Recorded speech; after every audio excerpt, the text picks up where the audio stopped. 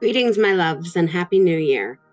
I was asked to share a message for Deborah's tree this week, and I want to share one of my favorite Hindu myths. So, this myth comes from Tamil Nadu, from a city that I stayed in called Tiruvannamalai. And this city is all centered around a holy mountain called Arunachala. And the rituals that people do is that you're meant to walk all around the outside road that goes around this mountain called Girivalam Path. There's all of these temples and shrines and little shops and chai stands and stuff to go all the way around. But the myth that is associated with this mountain is very unique and very special because it's considered. People say that Mount Kailash is Lord Shiva's home, but Arunachala is meant to be Lord Shiva himself. And so within the Hindu pantheon, we have lots of different deities, which represent different types of ways that God acts in the world. So God has the capacity to be a creator, a maintainer, a destroyer, or a dissolver. Shouldn't use the word destroy. Um, or a composter. And we ask ourselves, which of these aspects of God do we want to focus on? And this is a very personal question. So this isn't so much like which God is the best, it's what kind of divine qualities do we need in our life to represent the whole, to represent the the holistic nature of our actual consciousness as it mirrors the universe and the oneness of of actual being and all of the variety within the oneness of actual being. So this story involves three characters.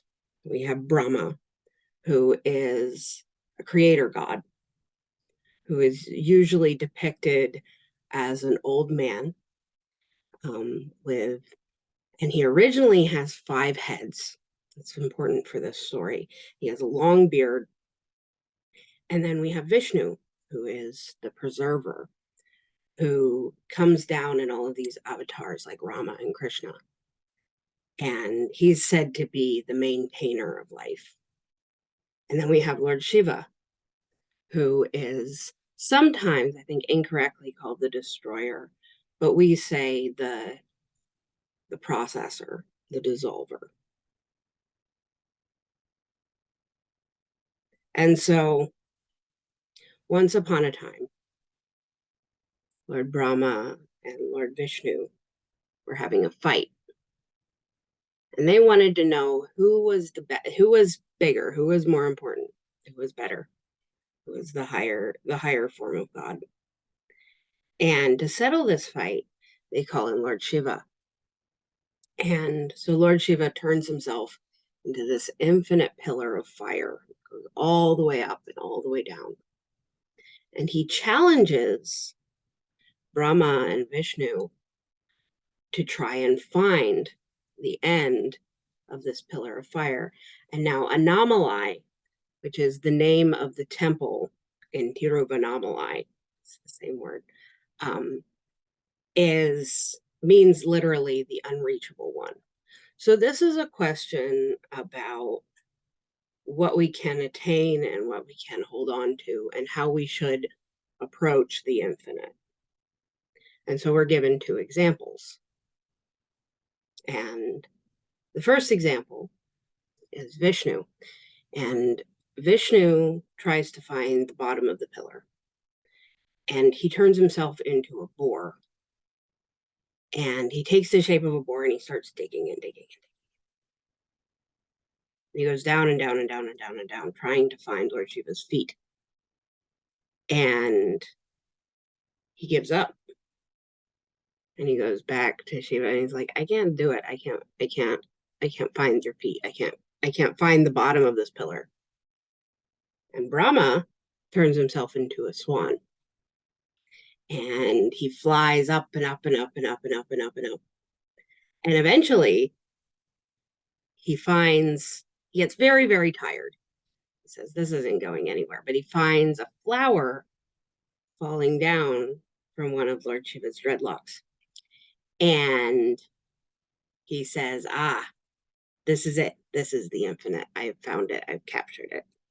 And so he takes it back to the Lord and he says, look, I found a flower. And is this flower not the infinite? And Lord Shiva gets so angry that he whips out his trishul and chops off Brahma's fifth head, which was the head that looked up. And he punishes him and he says, no one will ever worship you because you thought that this thing that you could cling on to was equal with the infinite. But Vishnu gets to be the avatar. Vishnu gets to become Krishna. Vishnu gets to be manifested in the world in all of these different forms because he had humility. And now I want to relate this to the story of Christ and to ask you the question, why does Christ get to be the avatar? And is it because he was exalted above other things, because he could do miracles, because he was very well spoken, was clever with his words, he was a revolutionary, all of these qualities? And I would go back to this myth to say that it is in the washing of feet, it is in humility, it is in the willingness to be of service, to go down into the earth and say, I don't know.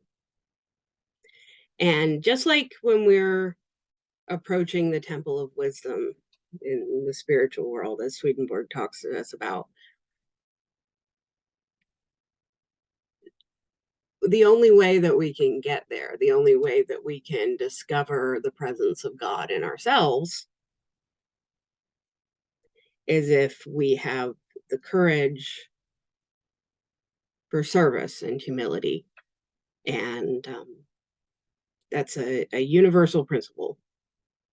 And it's universally true that the only way to find God, the only way to reach the end is to humble ourselves before the unreachable light.